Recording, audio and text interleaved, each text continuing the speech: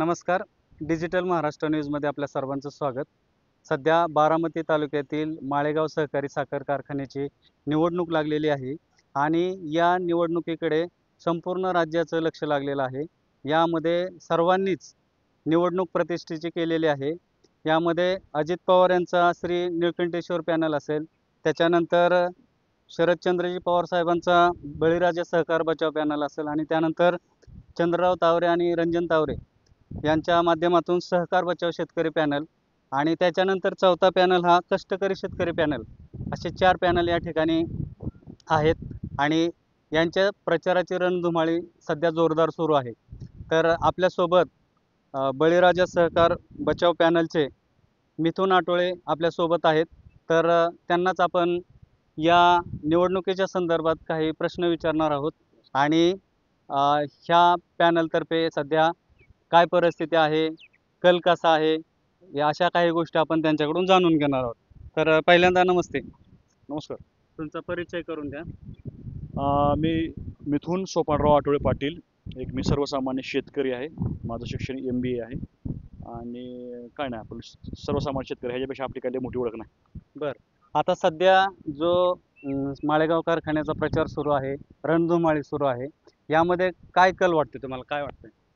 म्हणजे कल कुठं वाटतोय? हां. कल हे काय असा पुढं गोविंद बागेकडे कललेला आहे. का असं का वाटतंय? संपूर्ण कल गोविंद बागेकडे का मागच्या काही वर्षामध्ये कल थोडा थोडा थोडा थोडा असा इकडं सांगवीकडे कलायचा, पण ती सांगवी आता पूर्णपणे कोलमडलेली, कारण त्यांचे विचार शेतकऱ्यांप्रती प्रामाणिक नाहीत. आणि आता आजपर्यंत लोकांना पर्याय नव्हता. आता लोकांना पवार साहेबांच्या रूपाने एक चांगला पर्याय, ठोस पर्याय मिळाला असं मला वाटतं. त्यामुळे कल आपोआप साहजिकच आहे गोविंद बागेकडे कललेला आहे. सध्या जो कारखान्याच्या बाजारभावाची चर्चा, म्हणजे जो कारखान्याचा रेट दिला जातोय ऊसाचा, नाही माळेगाव, तर त्या बाजारभावाविषयी काय वाटतं? हे बघा, महागाई इतकी प्रचंड प्रमाणात वाढलेली, सत्य आहे, भोंगा वाजला. जसं हे भोंगा वाजतोय का नाही, तसं शेतकरी सुद्धा बोंबालतोय. इतकी प्रचंड प्रमाणात महागाई वाढली की शेतकऱ्याचं कशातच काहीच भागत नाही.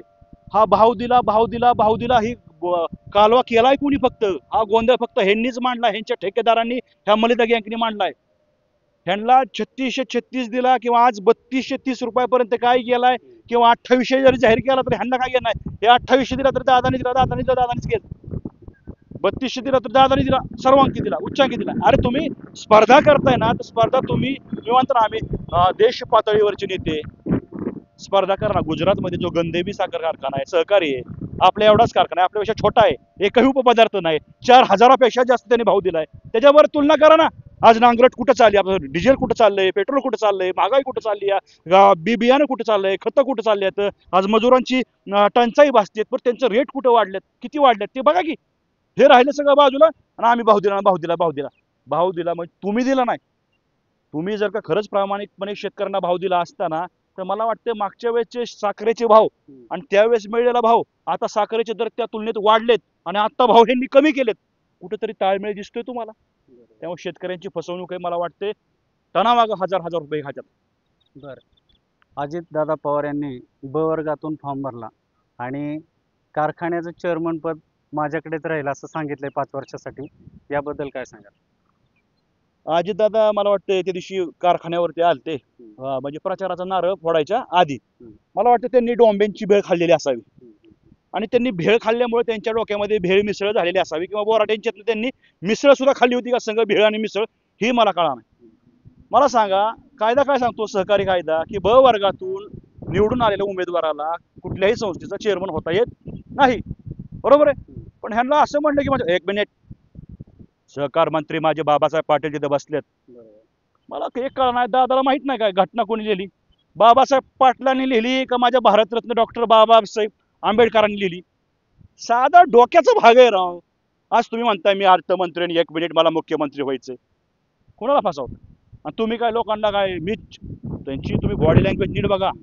मीच चेअरमन होणार, मीच चेअरमन होणार, मीच चेअरमन, हा थरथर का होता त्यांच्या तोंडावरच्या हावभाव बघितले का तुम्ही? काहीतरी चुकतंय, काहीतरी ते लोकांना फसवतात. हे 100% खरं. एक तर त्यांची मेजॉरिटी येणारच नाही, बरोबर आहे का? मेजॉरिटी मला वाटतं नियमाप्रमाणे संचालकांचं बहुमत त्यांना पाहिजे का नाही, ते तर येणार नाही. पण चला, मी म्हणतो तुम्ही म्हणताय म्हणून, ते म्हणतात म्हणून कदाचित त्यांची मेजॉरिटी झाली. तर ते चेअरमन होणार नाहीत कारण ते वर्गात नाहीत. मग चेअरमन कोण होणार? तर चेअरमन हे दुसरं तिसरं कुणी नसून तिसरं चौथं सुद्धा कुणी नाही, चौथं पाचवं सुद्धा कुणी नाही, पाचवं सहावं कुणी नाही.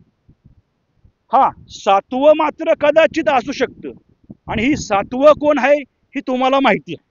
त्याच्यामुळं त्या सातवापासून वाईट जपून राहा, हा जुनी विनंती. नाही तर तुम्हाला आता सांगतो, जर तुम्हाला सातवं चेअरमन झालेलं जर कळलं तर तुम्हाला सभासदांना हृदयविकाराचा तीव्र झटका आल्याशिवाय राहणार नाही. म्हणून आधीच त्यांच्याचकडून जाऊन तुम्ही इन्शुरन्स काढून घ्या, असं मला सांगायचं तुम्हाला. कसं चेअरमन होता येईल राव? काय लोकांची फसवणूक चालली? तुम्हाला कुठला पहिला दुसरा तिसरा चौथा पाचवा सहावा सातवा करायचा आहे ना, हे लोकांना कळले.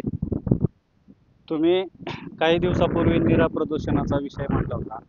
त्या नीरा नदीमध्ये जे प्रदूषण होतंय तर ते कशा पद्धतीने ह्यांच्याकडून सोडवलं गेलं का, किंवा काय त्यांनी आश्वासन दिले? हे बघा, तुम्ही म्हणला काही दिवसापासून नीरा नदीचं आंदोलन चाललंय, ही गोष्ट चुकीची. नीरा नदीचं आंदोलन काही दिवसापासून नाही, अनेक वर्षांपासून चाललंय. मी आता 5 वर्षापासून 6 वर्षापासून जसं मला कळायला लागलं तसं मी आंदोलनामध्ये उतरलोय. आणि पण एक लक्षात घ्या, या काळ्या पाण्याचे जनक कोण आहेत माहिती तुम्हाला? जनक बिस्लरी कोणी काढली? अण्णा काय म्हणतात, बिस्लरी आम्ही काढली. बिस्लरी तुम्ही काढली का नाही? मग काळं पाणी कुठनं येतंय? मग काळ्या पाण्याचे जनक कोण आहेत?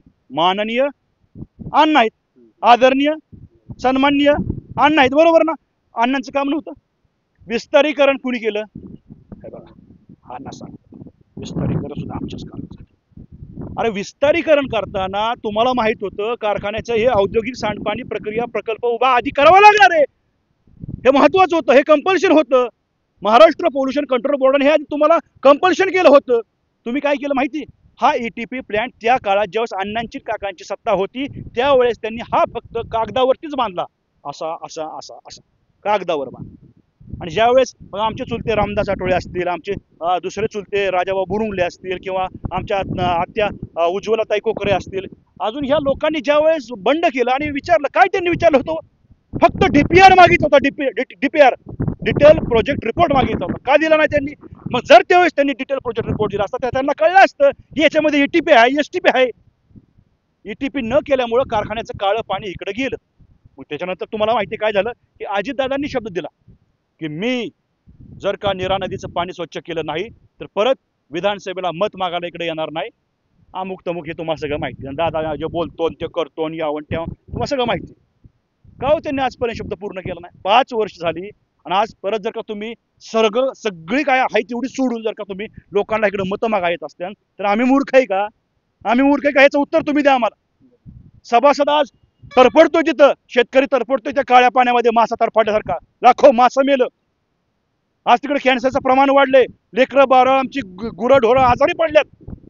आणि सगळं यांनी शेती आमची नेस्तनाबूत करून टाकली ह्या काळ्या पाण्यासाठी. आणि एकटा दादा सुद्धा ही नाही बरं का, याला तेवढं जे गुरु शिष्य सुद्धा तेवढेच कारणीभूत आहेत. त्यांनी हो काय, मी प्रामाणिक बोलणारा माणूस आहे. तो अजित दादा बिचारा म्हणतोय तर मी पाणी नीट करणार आहे. ह्यांनी काय केलं? ह्यांनी काय केलं माहिती का? हे म्हणाले की प्रल्हाद सिंग पटेल जलशक्ती मंत्री, आम्ही त्यांना बोलावून आणलं ना, आम्ही त्यांना या ठिकाणी आमच्या घरी आले, झोपले, जेवले, याव झालं त्याव झालं ना, आम्ही सांगितलं नीरा नदीचं पाणी स्वच्छ नाही करा, तुम्ही प्रदूषणातून मुक्त करा. तर मी काय म्हणतोय, तुम्ही म्हणता प्रल्हाद सिंग पटेल जलशक्ती मंत्री केंद्रीय तुमच्या घरी आले, मुक्कामाला राहिले, सकाळ सकाळ तुम्ही उठला, तुम्ही त्यांना म्हणला नीरा नदीच्या पाण्याचं काहीतरी केलं पाहिजे, बरोबर आहे? केंद्रीय मंत्री तुमच्या घरी येतोय राहतोय तरी तुम्हाला प्रश्न का सुटत नाही ह्याचं उत्तर द्या ना लोकांना. तुम्ही पुढे काय केलं? अजित दादा पवार ज्यावेळेस भाजपमध्ये गेले त्यावेळेस नंतर तुम्ही या प्रश्नाला सध्या हू का चूक केलं नाही. तुम्ही तोंडातून भ्र शब्द काढला नाही. म्हणजे काय, तुम्हाला युतीचा धर्म लागतोय काय? म्हणजे शेतकऱ्यांची जी धर्म आहे, आपला शेतकऱ्यांचा जो मातीचा धर्म आहे, जो आमचा शेतीचा धर्म आहे, हा तुम्हाला दिसत नाही. तुम्हाला अजितदादा तिकडे गेल्यानंतर युतीचा धर्म दिसला आणि तुम्ही प्रल्हाद सिंग पटेल येऊ द्या, नाहीतर ते बावनकुळे साहेब येऊ द्या, सगळ्यांनी येऊ द्या, तुम्ही परत याच्या शब्दावरती तोडगा शेतकऱ्यांसाठी काढण्यासाठी काहीच प्रयत्न केला नाही, काहीच. याच्यापेक्षा कहर सांगतो मला, जो फल्टरमधनं जो कत्तलखान्याचं जे काळं पाणी येतं का, लाल रक्ताचं पाणी येतं का, हे पाणी सांगवीमध्ये ह्याचा जास्त उपद्रव आहे. सांगवी या पलीकडे थोडस नदीच्या आजूची बाजूची गाव सगळीच साधं त्या सेंट्रल पोल्युशन कंट्रोल बोर्डामधून यांनी साधं पाण्याचं सॅम्पल सुद्धा घेतलं नव्हतं. माझ्या काळजाला त्या दिवशी इतक्या वेदना होत होत्या. मी सांगत होतो त्या सांगवीमध्ये पतसंस्थेत बसून, अरे अधिकाऱ्यांना तुम्ही तिथं जा, तिथं जाऊन तुम्ही सॅम्पल घ्या. ते म्हणायचे तुम्हीच आणा पाटील. आयला म्हणलं मी सेंट्रल पोल्युशन बोर्डामध्ये कामाला नाही ना का? असं असतं का? ही कोणाची फसवणूक होती? ते स्वतः सगळे अधिकारी आणि हे आपले आदरणीय अण्णा वगैरे सगळे असे लॅपटॉप घेऊन बसले होते आणि लॅपटॉपवर सॅटेलाइट थ्रू ते काळ्या हे वाड्याची ह्याची पाहणी करत होते. आमच्या बापाने असला धडा केला का आजपर्यंत? हा, आम्ही येडा आहे का? ह्या सांगतो तुम्हाला, या प्रश्नामध्ये कुणीच आजपर्यंत काय केलं नाही. त्याच्यामुळे ह्यांच्यावरती माझा सगळ्यांचा आरोप आहे. अजितदादांना मी आता खरं सांगतो तुम्हाला, मी त्यांची गाडी अडवून त्यांना म्हणणार होतो की तुम्ही इथून माघारी फिरा म्हणून, मत मागायचा तुम्हाला अधिकार नाही. पण काय झालंय, दुर्दैवाने ते ब वर्गातनं उमेदवार असल्यामुळं, परंतु येणाऱ्या काळात त्यांना मी प्रश्न विचारणार आहे. कारण आता उद्या पालखी निघन, ते कत्तलखान्याचं रक्ताचं पाणी हे अजून नीरा नदीमध्ये जातंय, हे चंद्रभागेपर्यंत जाते. आणि लाखो वैष्णवांचा मेळा जर का तिथं जाऊन, जर का तिथं पवित्र म्हणून स्नान करणार असेल, तर आपण कुठं चाललोय याचा विचार करा. आज आमची शेती तर उद्ध्वस्त झाली, म्हणजे शेतकरी बी गेला आणि वारकरी बी गेला. कसं करायचं सांगा? येणाऱ्या काळामध्ये आमची ज्यावेळेस सत्ता येईल त्यावेळेस आम्हाला, त्या दिवशी सुप्रियाताई सुळे असतील किंवा युगेंद्रदादा असतील, या सगळ्या लोकांनी आम्हाला शब्द दिलाय की येणाऱ्या काळात आपण हे मात्र नक्की करू. उद्या अधिकारवाणीनिमित्तही त्यांना म्हणू शकतो, उद्या माझाही बाप त्या आज उमेदवारांच्या यादीमध्ये आहे. आज हे सर्व पक्षीय आहेत, त्यांनी सांगितलं सर्व पक्षीय, याच्यामध्ये कुठलाही पक्ष नाही. सगळ्या शेतकऱ्यांनी, सगळ्या फाटक्या तुटक्या माणसांनी एका जागेवरती येऊन हा पॅनलची जी बांधणी केली आहे, उद्या आम्ही त्यांना विचारू शकतो काय झालं, कशामुळे झालं. नाही झालं तर आम्ही त्यांचं त्याच पाण्याने पाय देऊ. एवढंच या ठिकाणी. बळीराजा सहकारी पॅनलच्या माध्यमातून तुम्ही ह्या निवडणुकीकडे कसे बघता आणि सध्या काय वातावरण निर्मित आहे? वातावरण हे काय वातावरण, पाऊस पडायला लागलाय आणि तुम्हाला माहिती आहे आता पाऊस पडणार, पवार साहेब येणार आणि पवार साहेब जर चुकून पावसात भिजले, टिपका लागले बघितलं तुम्ही, पवार साहेब जर पावसात भिजले तर मला वाटतं ही सगळी ओली होत्या, ह्यांच्या चड्यावाल्या होत्या ह्यांच्या, ह्याच्यामुळे काय आता विषय राहिलेला नाही. ते पवार साहेबांच्या सभा होतील, पवार साहेब येतील, लोकांना सांगतील, सगळे जुनी जाणती माणसं त्यांच्या बरोबर आहेत. आणि हे बघा, ही कुठल्या पक्षाचा कार्यक्रम नाही, हा पॅनल आहे. आणि या पॅनलमध्ये मला वाटतं सगळी जुनी जाणती माणसं आहेत, असं मतदान करणारे सभासद हे सगळे जुनी इथं. आणि ते नक्कीच तो त्यांचा कल तुतारीकडे असेल, 100% तुतारी वाजवतील. कोणते मुद्दे घेऊन तुम्ही सभासदांना? हे बघा, आज ह्या संस्थेमध्ये काय कारभार चाललाय, भोंगळ कारभार, हे यांना काहीच माहित नव्हतं आजपर्यंत. सभासदांना काय माहित नव्हतं. पहिल्यांदा आम्ही फेसबुक लाईव्ह करणार, सगळी जी तुमची रोजची दैनंदिन मिटिंग असेल किंवा मासिक मिटिंग असेल, साप्ताहिक असेल, ही लोकांना दाखवणार आम्ही. इथं टाचणी पडली तरी लोकांना कळायला पाहिजे. इथं लोकांना आजपर्यंत कळत नव्हतं कुणाचा पाहुणा आला, कुणाचा रावळा आला, कुणाला ठेकेदारी मिळाली, साखर कितीने गेलं, पोतं कितीने गेलं, ही मशिनरी कशी आली, ती नटात कोणी कमिशन खाल्लं, ग्रीसमध्ये कोणी कमिशन खाल्लं, इन्शुरन्सचं काय झालं, हे सगळं लोकांच्या समोर ह्या ज्या सभा होणार, त्यांच्या मिटिंग होणार आहे, ह्या फेसबुक लाईव्हद्वारे आमचं संचालक मंडळ सभासदांना दाखवणार आहे. हा आमचा पहिला मुद्दा. तिथं टाचणी पडली तर तिथं सगळ्या आपल्या गावामध्ये कळाली पाहिजे. बरं, तुम्ही सभासदांना काय आवाहन कराल? मी सभासदांना आवाहन करणार आहे, का पाऊस आलाय आज, जसा ह्या पावसाने सभासद शेतकरी सगळा सुखावणार आहे. तुतारीचा पॅनल निवडून आल्यानंतर सर्वसामान्य हे उमेदवार आहेत, सगळे सगळे फाटकी तुटकीत पण सगळे प्रामाणिक आहेत. त्यातल्या सगळ्या बऱ्याचशा लोकांना कारखाना म्हणजे कारखाना क्षेत्रातला परत तुम्हाला सांगतो संस्थेतला अनुभव आहे, अनुभवी माणसं आहेत. त्यांना तुतारीच्या चिन्हासमोरील बटन दाबून शिक्का मारून पॅनल टू पॅनल मतदान करून त्यांना प्रचंड बहुमताने विजयी करावं, असं मी या सगळ्या लोकांना आवाहन करतो. थँक्यू, धन्यवाद. तर हे होते मिथुन आठवळे यांनी आपली परखड भूमिका आणि त्यांचं मत व्यक्त केलेलं आहे. धन्यवाद.